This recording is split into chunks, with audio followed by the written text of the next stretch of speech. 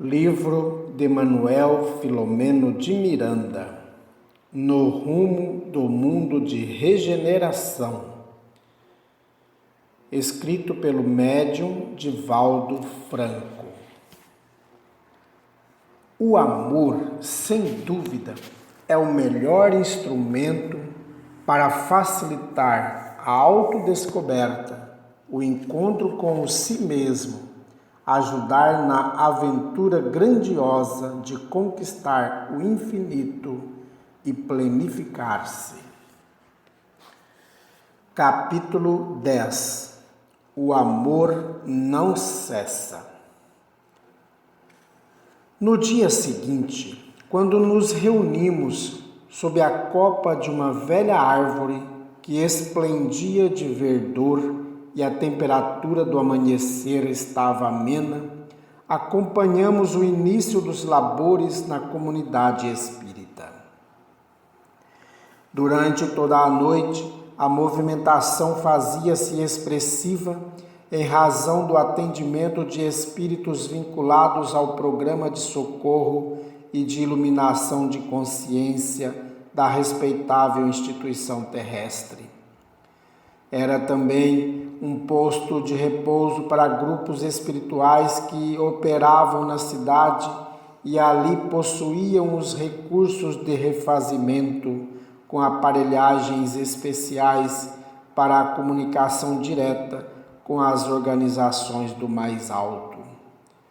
A partir das 8 horas da manhã, um bom número de servidores espíritas se encontrava nas salas respectivas do atendimento fraterno, dos passes, dos grupos de estudos, bem como de assistência espiritual a desencarnados na sala de que nos utilizáramos há poucas horas. Tratava-se de uma colmeia de amor sob todos os pontos de vista considerados. Serviço e orações vibravam no ar, leituras edificantes eram divulgadas por aparelhos de som e todos se movimentavam em ambos os planos da vida com objetivos elevados para a edificação do bem sem limite.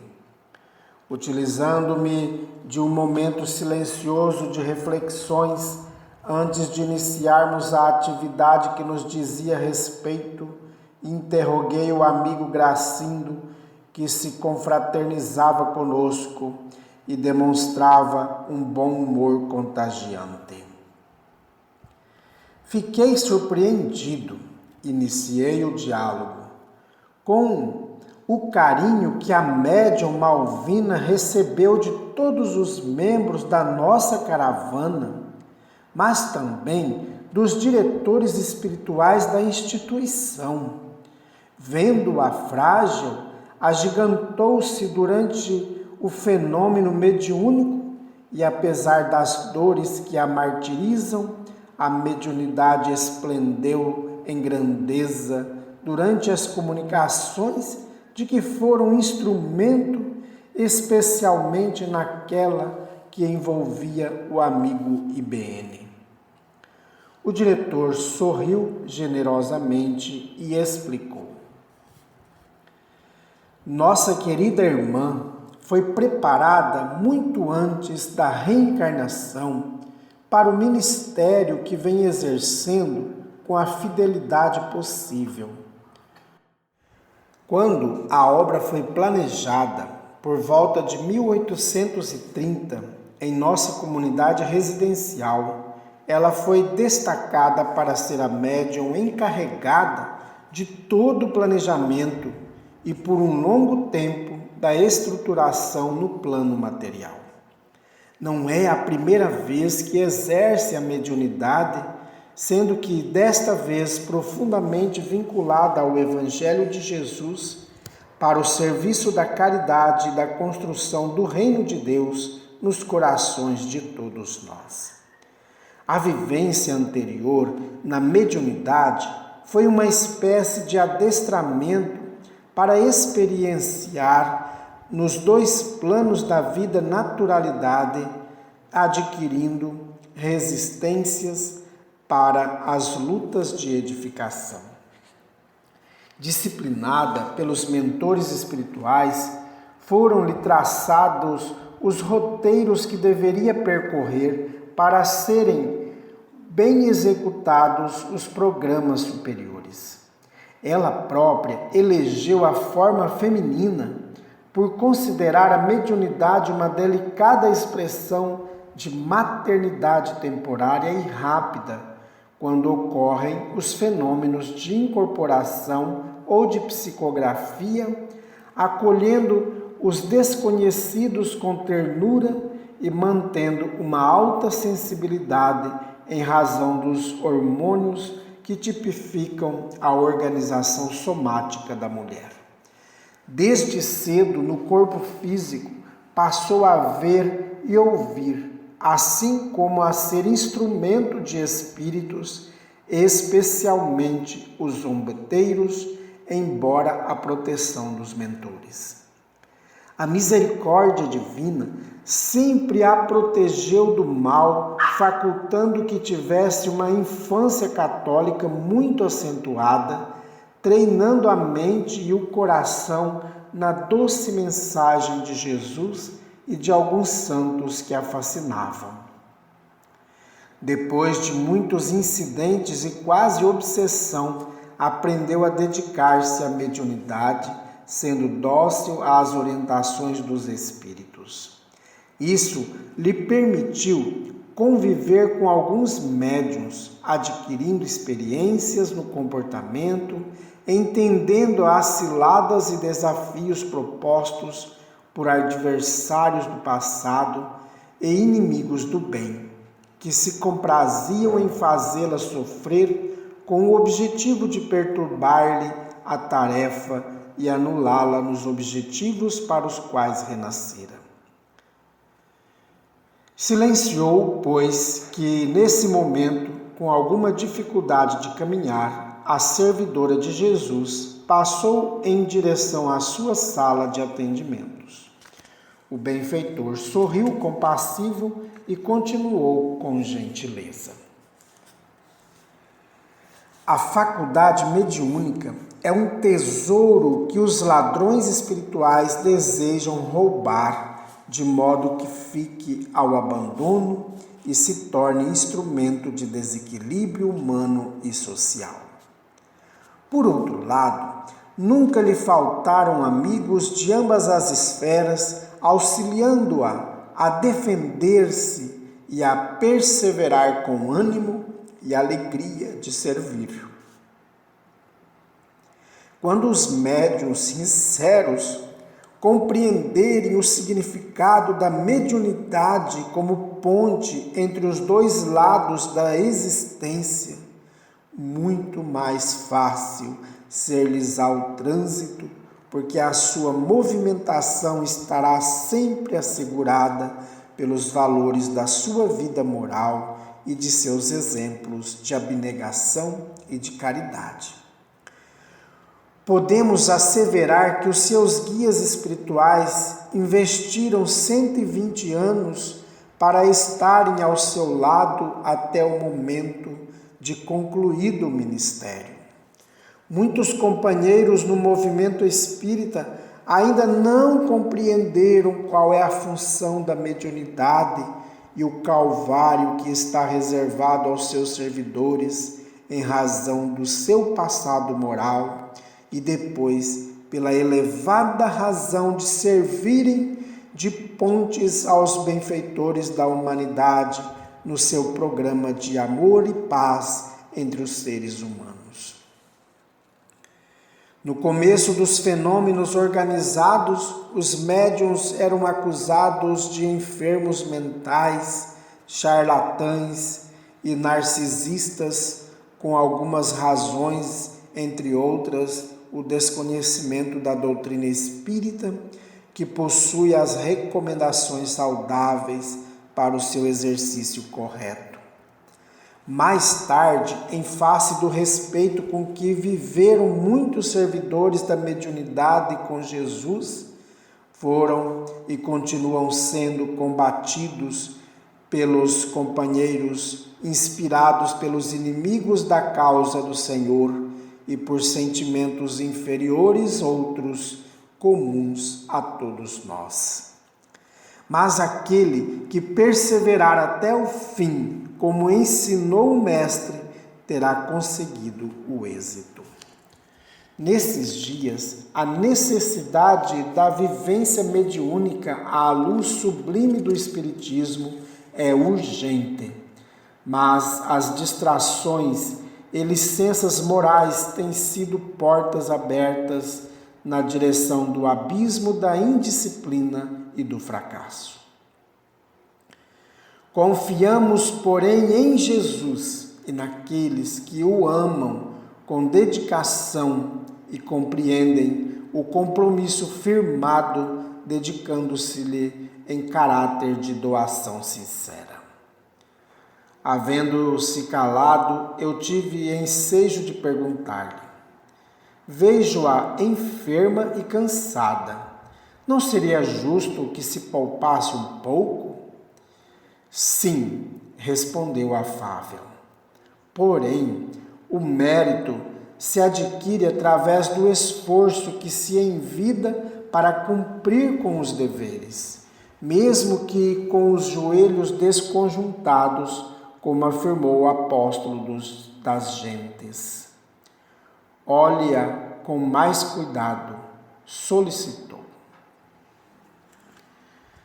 Pude perceber que nos movimentos que lhe causavam dores físicas, ela recebia o prana da natureza, que lhe era aplicado por generoso amigo espiritual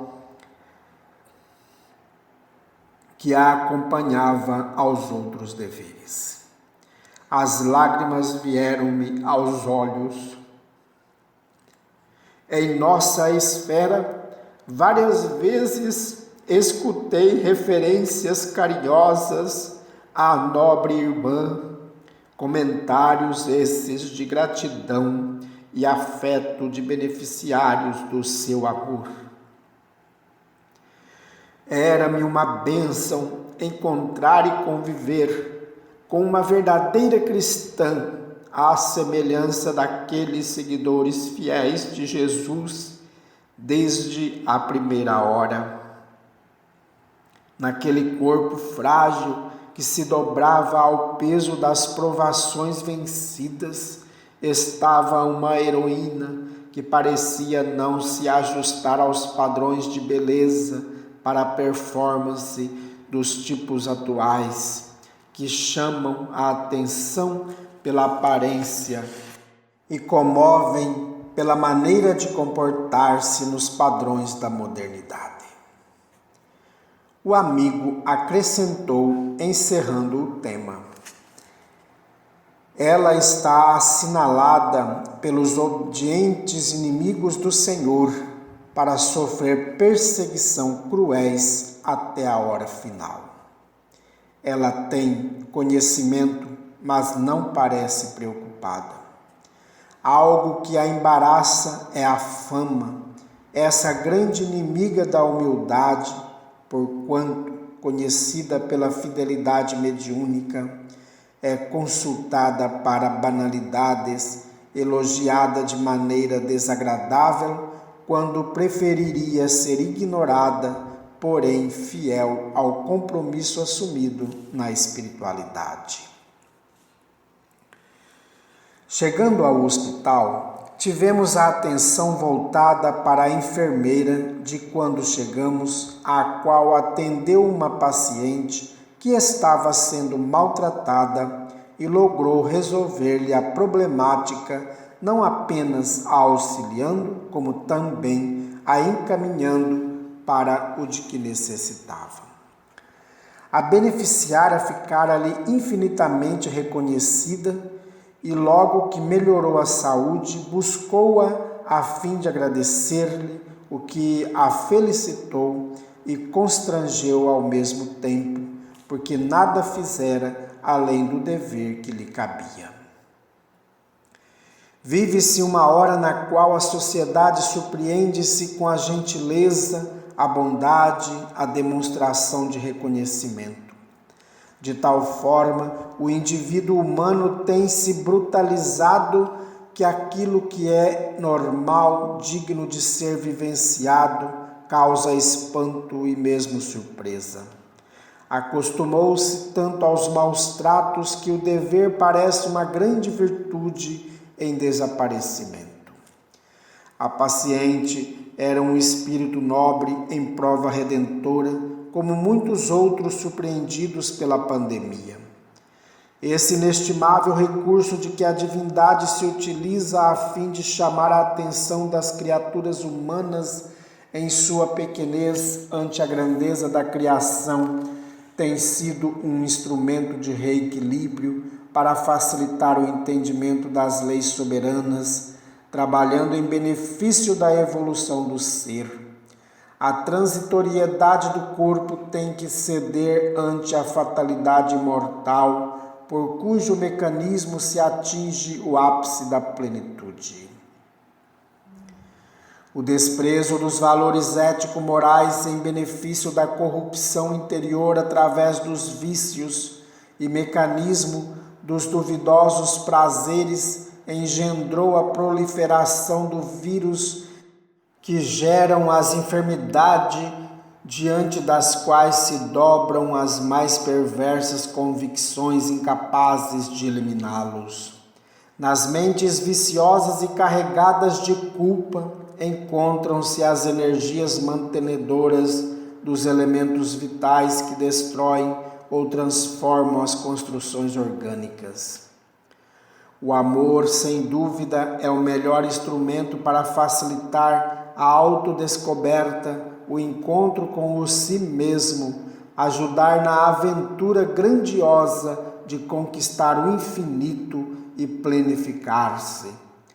Quando recusado, existe a opção B, por eleição do próprio indivíduo, que é o sofrimento purificador, ante cujo impacto nada ele pode, senão submeter-se para despertar para a realidade um pouco mais adiante. A senhora Francisca, a humilde beneficiária da gentileza feita pela funcionária da saúde pública, é um espírito nobre revestido na indumentária da pobreza, a fim de melhor servir à humanidade. Faz parte desse grupo de heróis anônimos sobre os quais se fincam os alicerces da legítima fraternidade, sem as aparências mundanas habituais. Muito sensível às influências espirituais, tornara-se uma benfeitora singela do bairro em que reside, procedendo a curas mediúnicas sem que tivesse noção consciente dos fenômenos que operava. Agora, sob a ação da Covid-19, pôde detê-lo em razão de haver sido atendida aos primeiros sintomas, logrando a felicidade de ter recebido a medicação muito discutida quanto aos seus efeitos, mais por questões políticas infelizes do que constatadas cientificamente. Muitas vidas seriam salvas da pandemia se os interesses de muitos indivíduos, desde os laboratórios de pesquisas científicas até as receitas médicas, não sofressem o abuso dos jogos demoníacos das paixões servis. Esta é uma batalha oculta de efeitos danosos para a sociedade, inclusive pelo desinteresse pelas vidas serem salvas ou não, em razão do dinheiro fácil, dos lucros exorbitantes e criminosos. A pandemia da Covid-19 no Brasil e em muitos outros países tem sido vítima da obstinada campanha da exploração das massas e até mesmo de alguns ditos benfeitores que são proprietários dos laboratórios de pesquisa e produção de vacinas e de medicamentos curativos. Nesse sentido, o ser humano, com as suas nobres exceções, é vítima desditosa do poder a que aspiram e no qual estertoram e desencarnam, vitimados por essas fatalidades para a qual não há exceção. Vendo a simplória Senhora agradecendo à sua benfeitora, quebrando as recomendações da manutenção da máscara e do isolamento, acompanhada de diversos espíritos amigos e gentis, acerquei-me de um deles, que me parecia muito vinculado ao coração da enferma, e perguntei-lhe o porquê de ela sair do leito modesto e correr o risco de ser instrumento de contaminação e mesmo piora do seu quadro.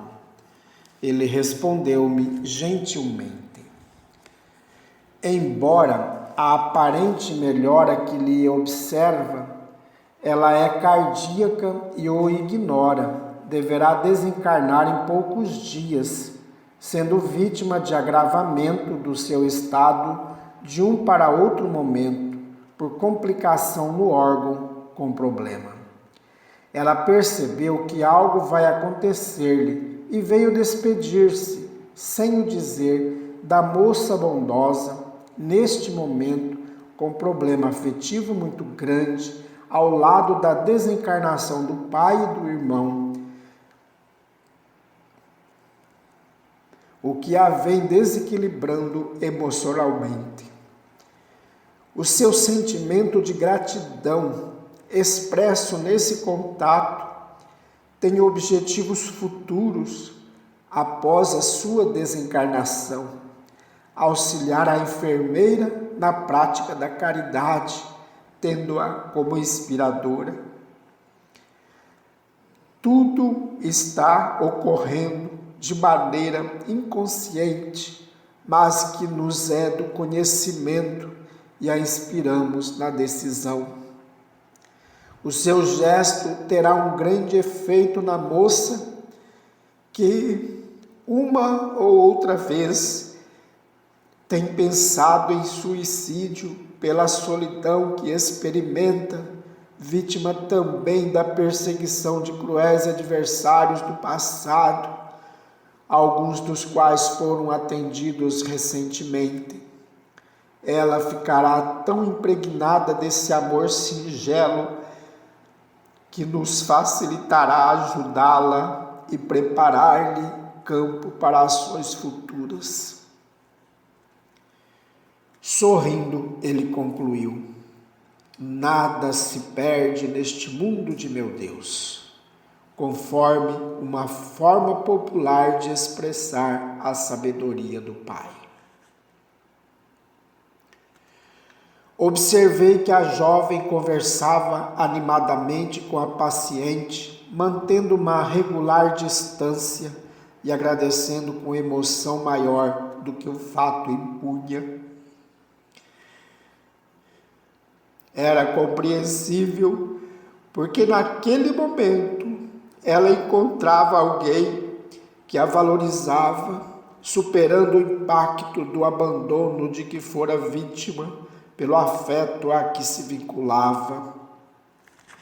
Aproximei-me numa tentativa e interesse de aprendizagem e ouvi a enfermeira dizer-lhe: a senhora não sabe do significado da sua visita neste momento de exaustão e dor. A visitante respondeu-lhe calmamente: eu sinto que vou morrer, mas do céu eu virei a cuidar da senhora, tenho certeza.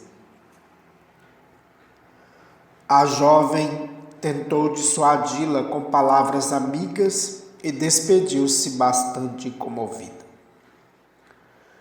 No diálogo rápido, observei como o espírito com quem eu falara inspirava a paciente com ternura paternal.